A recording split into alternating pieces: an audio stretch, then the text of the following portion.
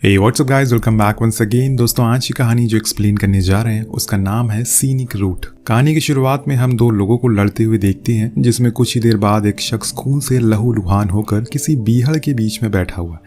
कुछ इस तरह से इस कहानी का एंट्रो होता है।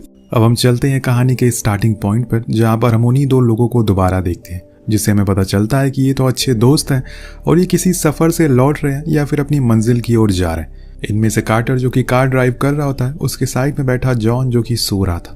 लेकिन तभी बीच में इनकी कार रुक जाती है, तो कार्टर जॉन को उठाता और फिर खुद बाहर जाकर देखता है। उसे पता चलता है कि शायद इंजन में कुछ गड़बड़ी है।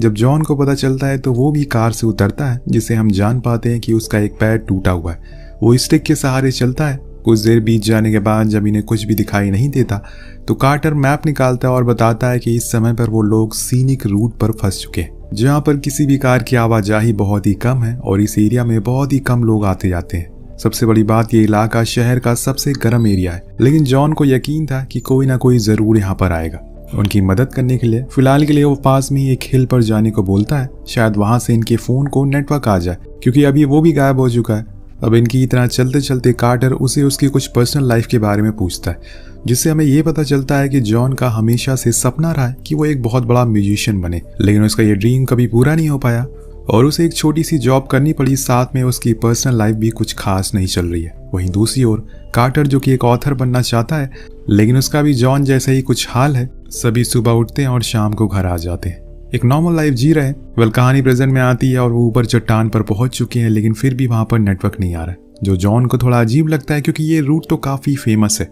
उसकी जानकारी के मुताबिक तो ऐसे कैसे हो सकता। दोनों वही हिल पर खड़े रहकर आसपास देखते रहते हैं, तो कार्टर उसे ऐसी ही बातों बातों में कहता है कि तुम्हें पता है, जिस टाइप का तुम म्यूजिक बनाते हो वो तुम्हारी वाइफ को बिल्कुल भी पसंद नहीं आता, और ना ही तुम्हारे बेटे माइकल को। तो जॉन हंसने लगता है पर कुछ जवाब नहीं देता। इतने में उन्हें एक कार आते हुए दिखाई देती है। जॉन जल्दीबाजी में नीचे उतरने लगता है, जिस चक्कर में उसके पैर में हल्का हल्का पेन होने लगता है। पर फिर भी वो कार के जाने से पहले उसे रोक लेता है और अंदर बैठे इंसान को सब कुछ बता देता है। वो उनकी मदद करने के लिए रेडी भी हो गया था, पर तभी कार्टर आकर उसे रोकता है और कहता है कि हमें कोई मदद नहीं चाहिए, हम बिल्कुल ठीक है। अब जॉन उसकी तरफ देखता है कि वो क्या कह रहा है। उसने तो कहा था कि उनकी कार खराब हो चुकी है। तो कार्टर बताता है कि ऐसा कुछ नहीं है, असल में उसने ही एक वायर को जानबूझकर निकाल दिया था। पर उसकी बातों पर जॉन को यकीन नहीं होता, इसीलिए वो उस कार वाले को जाने नहीं देता जब तक कार्टर फिर से कार को स्टार्ट ना कर दे। वो उस वायर को इंजन में लगा देता है, जिससे कि कार फिर से शुरू हो जाती है। और ये देखकर जॉन उस कार वाले से माफ़ी मांगता है और उसे जाने को कहता है। लेकिन अब उसे कार्टर पर बहुत ज़्यादा गुस्सा आ रहा था। वो उसे बहुत बहस करता और ये सब बेवकूफ़ी करने की वजह पूछता।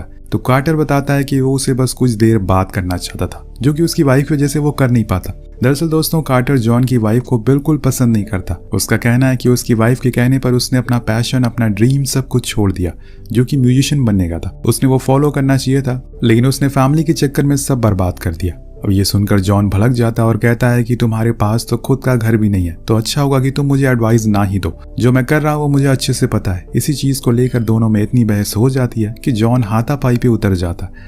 लेकिन कुछ देर बाद सब ठंडा हो जाता है और दोनों ही कार में बैठ जाते हैं। पर आता है इस कहानी में ट्विस्ट।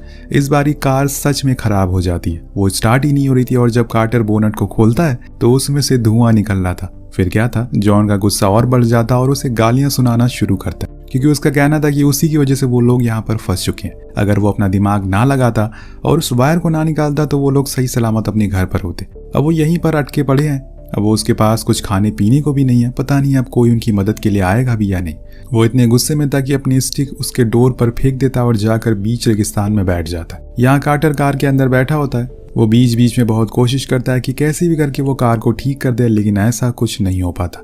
ऐसे ही करते करते रात हो जाती है, जिसकी वजह से जॉन को कार में आना ही पड़ता है, क्योंकि ठंड अब ज़्यादा बढ़ चुकी थी। वो आते ही उनका बचा कुचा पानी पी लेता है, यानी कि अब मुश्किल और भी बढ़ने वाली है। वहीं कार्टर अपने सुबह वाले बर्ताव के लिए माफ़ी मांगता है, जो कि जॉन एक्सेप्ट कर लेता और एक बारी फिर से दोनों में बातचीत होने लगती है। कार्टर बताता है कि यहाँ से एक टाउन है 70 मील दूर, हमें वहाँ चलना चाहिए। लेकिन जॉन राजी नहीं था, क्योंकि 70 मील बहुत लंबा रास्ता है और इतनी गर्मी में चलना उनके लिए खतरनाक भी हो सकता है। कुछ देर के बाद जॉन कहता है कि तुमने जो सुबह कहा वो कहीं ना कहीं सही भी था, क्योंकि मैंने अपनी जिंदगी में बहुत सी गलतियां की है जिसका पछतावा आज भी मुझे है। वो उसे एली नाम की लड़की के बारे में बताता है, कैसे वो उसे एक मीटिंग में मिला जिसके बाद उसने जुआना जो कि उसकी वाइफ थी उसे चीट किया, और उसके कई सारे ड्रीम थे लेकिन वो भी उन्हें कभी पूरा नहीं कर पाए, जिसमें से एक था मोहाक हेयर स्टाइल रखने का। ये सुनकर कार्टर कहता है कि ये ड्रीम तुम्हारा मैं अभी पूरा कर सकता हूँ। वो उसे बाहर लेकर आता है और अपने पास रखे ब्लेड से उसे एक नया हेयर कट दे देता है। जॉन को ये बहुत ही ज़्यादा पसंद आता है। फिर अब इन्हें प्यास लगना शुरू हो जाती है। तभी जॉन को एक आइडिया आता है, क्यों ना वो लोग वॉशर फ्लूइड को पीकर अपनी प्यास को बुझा ले। पर उसे पीने के बाद दोनों बहुत ही ज़्यादा उल्टियाँ करते हैं और ऐसे ही सो जाते हैं। नेक्स्ट डे उस रोड से एक कार गुजरती है जिसके अंदर एक बूढ़ी लेडी थी। वो उनकी कार देखकर वहीं रुक जाती है और हॉर्न मारने लगती है। कार्टर उसकी आवाज़ सुनकर उठ जाता है और बाहर आकर उसे बताने लगता है कि उनकी कार खराब हो चुकी है, और इतने में जॉन आकर उसकी कार में बैठना शुरू कर देता है, जिससे कि वो लेडी डर जाती है और उसे ये लोग सही नहीं लगते। वो कार लेकर भाग जाती है। फिर क्या था, कार्टर जॉन को उसके इस बिहेवियर की वजह से बहुत सुनाता और कहता है कि इतनी मुश्किल से एक कार आई थी, अब वो भी चली गई सिर्फ तुम्हारी वजह से। अब जॉन भी कहाँ चुप रहने वाला था, वो भी उसे सबसे पहले वाली गलती याद दिला देता है और कहता है कि अगर तुमने वायर नहीं निकाली होती तो हम लोग अपने घर पर होते। अब ये सब करते हुए और फिर से उन दोनों में बहस हो जाती है, और फिर से एक बार बहस हो जाती है, और ये बहस इस कदर बढ़ जाती है कि कार्टर अपना बैग लेकर अकेले ही उस टाउन की ओर जाने लगता है जिसका जिक्र उसने रात में किया था।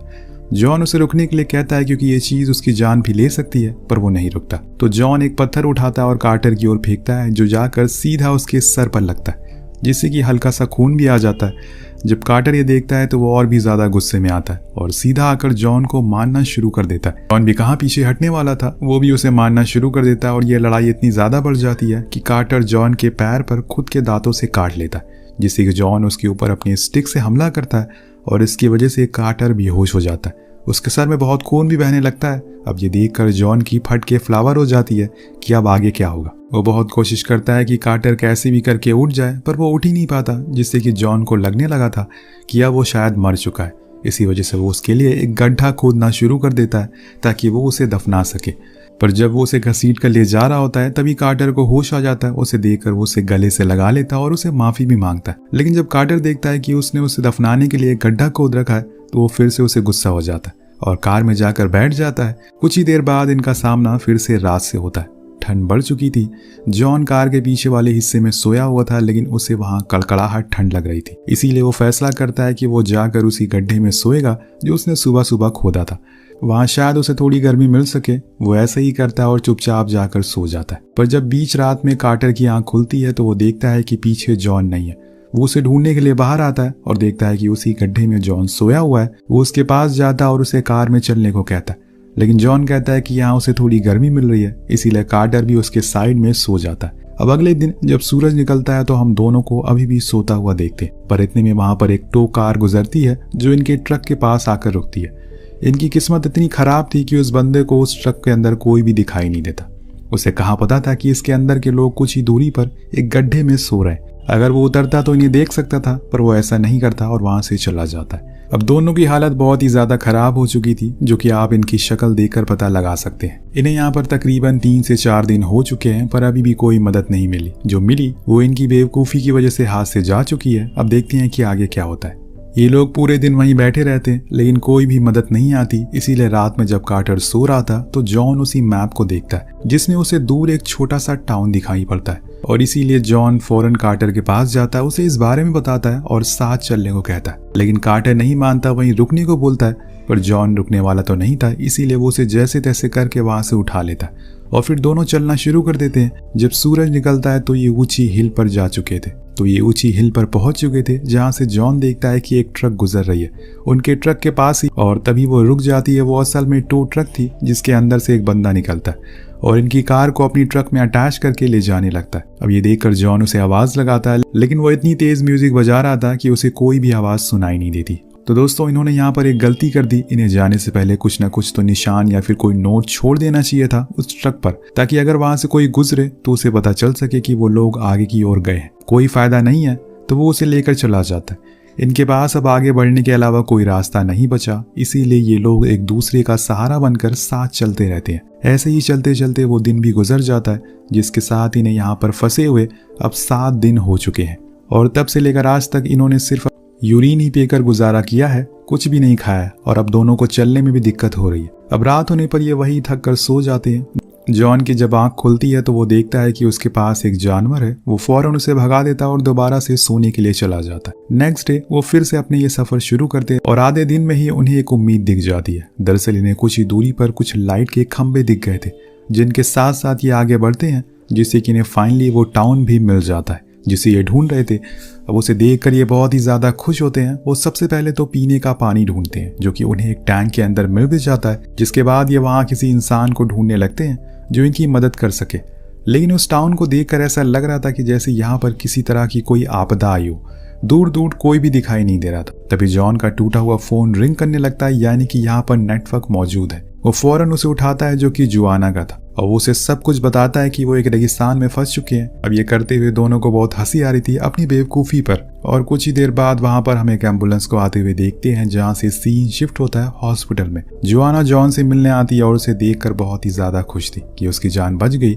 जिसके बाद जॉन अपने घर जाता है। उसने अब कार्टर को भी अपने ही घर में जगह दे दी है और वो दोनों अपने पैशन को फॉलो कर रहे हैं और अपनी जॉब को अलविदा कह दिया है। वहीं कार्टर ने भी अब बुक लिखना शुरू कर दिया है। इस हादसे के बाद दोनों की जिंदगी में बहुत बदलाव आ गया। लेकिन दोस्तों रुकिए, अभी ये कहानी यहाँ पर खत्म नहीं हुई है। असली कहानी का मेन ट्विस्ट देखे बिना मत जाएगा। क्या आपने सोचा कि अगर उस टाउन में लोग इतने साल पहले चले गए या फिर मर गए तो नेटवर्क कहाँ से आ रहे थे? क्या सच में वहाँ कोई था जो इन्हें देख रहा था? यही सवाल जॉन के दिमाग में भी आता है। इसीलिए उसे बहुत बार सही से नींद तक नहीं आती।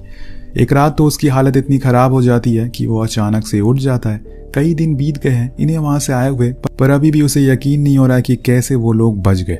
इस सवाल को वो कार्टर को फोन करके भी पूछता है, पर उसे भी यकीन नहीं हो रहा था कि कैसे हुआ ये सब। इतनी आसानी से वो लोग वहां से जिंदा कैसे आ गए। इसी बीच जॉन देखता है कि उसके फोन पर क्रैक पड़ना शुरू हो गया है, जिसके बाद हमें उस जगह का सीन दिखाया जाता है जहां पर ये दोनों फंसे थे। दोस्तों हकीकत तो कुछ और ही थी। अभी तक इस कहानी में जो भी कुछ हमने देखा वो सब एक वहम था, एक इमेजिनेशन थी। ये दोनों तो वहीं उसी गड्ढे में भूख और गर्मी की वजह से मर चुके हैं और इसके बाद इनका टाउन में जाना, एम्बुलेंस के अंदर घर आना, सब कुछ एक छलावा था। इनमें से कुछ भी सच्चाई नहीं थी और इसी खतरनाक ट्विस्ट